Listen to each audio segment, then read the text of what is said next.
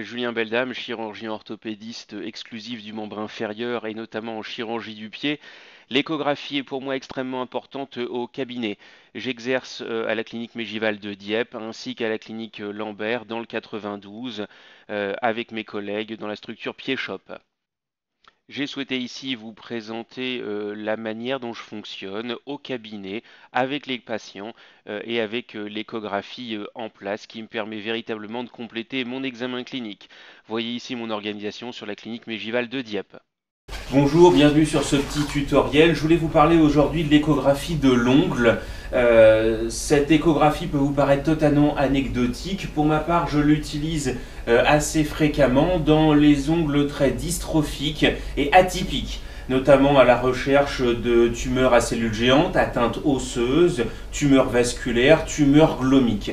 En fait, l'idée est de savoir si cette dystrophie inguale est due à une pathologie dermatologique, et donc à ce moment-là, je n'aurai qu'un épaississement de la tablette inguale, ou si elle s'intègre dans quelque chose de plus profond, que ce soit une anomalie de la couche du lit ingual ou de la phalangette. Pour cela, l'échographie est toujours située juste à côté de ma table d'examen pour une utilisation rapide. Je peux aussi compléter le bilan par une radiographie, mais dans ce cas-là, le patient doit se rhabiller, aller en radio à l'autre bout du couloir et revenir ensuite. Donc l'échographie a aussi une idée de facilité. Pour cela, premier examen avec une sonde classique, linéaire, 12-14, 12-15, mais surtout et en chirurgie inguale, ce qui va être très utile, c'est la sonde 18 MHz, club de golf. Je vous rappelle que plus les mégahertz sont élevés, plus vous allez voir dans les couches superficielles.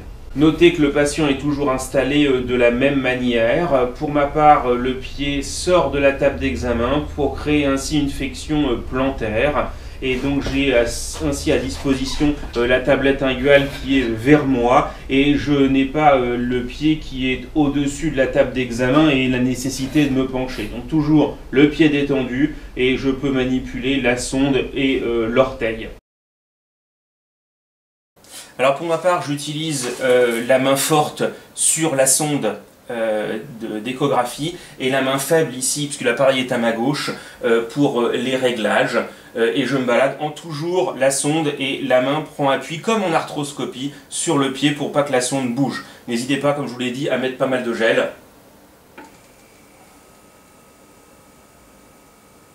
L'intérêt peut être également de réaliser des coupes transversales de l'ongle au niveau de la matrice, au niveau de la partie moyenne et au niveau de la partie la plus distale du repli périingual. L'échographie peut également se réaliser par voie plantaire.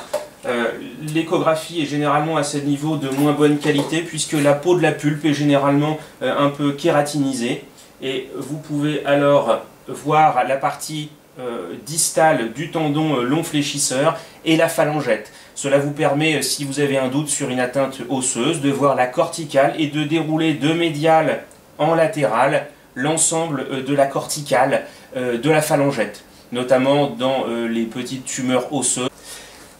Alors passons maintenant à la sonde 18 MHz, club de golf. Je vous rappelle que plus les mégahertz de sonde vont être élevés, plus vous verrez de manière superficielle et la focale sera superficielle. C'est donc l'idéal pour les structures inguales. Toujours beaucoup de gel pour uniformiser la surface, et l'image que vous allez avoir va être là d'extrêmement bonne qualité sur cette tablette inguale avec la phalangette et les 3 couches. De la même manière, on va pouvoir faire des coupes longitudinales et transversales. Alors pour ce qui est de l'exploration par voie palmaire, la sonde 18 MHz est beaucoup moins intéressante, puisque là vous allez avoir principalement la graisse sous-cutanée, mais qui pourra vous donner des informations en cas de tumeur à cellules géantes, par exemple sur la phalangette, et avec une extension dans les parties plantaires, pardon. Alors voici comment se présente l'appareil ingual en son de 18 MHz et en coupe longitudinale.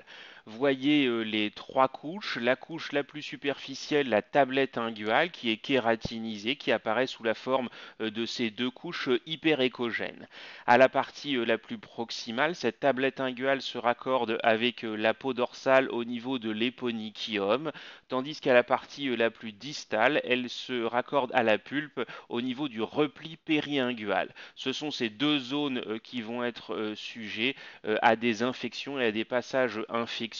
De chaque côté, vous pourrez voir sur des coupes transversales les replis latéraux, assurant cette fois-ci l'étanchéité entre la tablette inguale et les bords latéraux des ongles. Alors voyez ici la tablette inguale avec ses deux couches hyperécogènes. À la partie plus proximale, voyez ici l'éponychium, qui peut être une zone où les bactéries rentrent et font des infections à la base de l'ongle. On aura ensuite à la partie la plus distale le repli sous-ingual. Voyez ici la matrice inguale, puis le lit ingual un peu plus en distalité. Enfin, la couche la plus basse est formée par la corticale externe de la phalange, très irrégulière dans sa partie distale, ce qui est parfaitement normal. Alors toujours en dynamique, n'hésitez pas à balayer cet ongle car l'échographie est un examen avant tout dynamique et n'hésitez pas à le comparer avec la tablette inguale de l'orteil d'à côté, ce qui pourrait vous permettre d'avoir la normalité éventuellement. Alors voici maintenant en son de 18 MHz l'exploration plantaire. Notez la terminaison du tendon fléchisseur, la phalangette, la partie plantaire de l'interphalangienne distale. Notez les irrégularités toujours de la partie la plus distale de la phalangette qui apparaît très infractueuse comme de manière standard. Alors maintenant, de manière transversale, trois zones à explorer. La zone la plus proximale ici, la zone avec la cuticule et cette zone hyperéchogène sous-jacent à la cuticule qui est la matrice inguale. Vous allez ensuite avoir une coupe un peu plus distale au niveau de la moitié de l'ongle qui va correspondre au lit sous-ingual qui apparaît ici en zone hypoéchogène. L'exploration de la partie la plus distale en coupe transversale correspond à la phalangette. Elle est beaucoup moins intéressante car à ce niveau la phalangette apparaît toujours très fragmentée comme en réalité clinique d'ailleurs. Cette coupe est donc beaucoup moins intéressante pour moi, à l'exception des pulpites, éventuellement avec une atteinte osseuse. De la même manière, l'examen est dynamique et comparatif. Pour en savoir un petit peu plus, n'hésitez pas sur le livre sur l'échographie de l'appareil locomoteur avec un chapitre spécifique sur l'appareil ingual.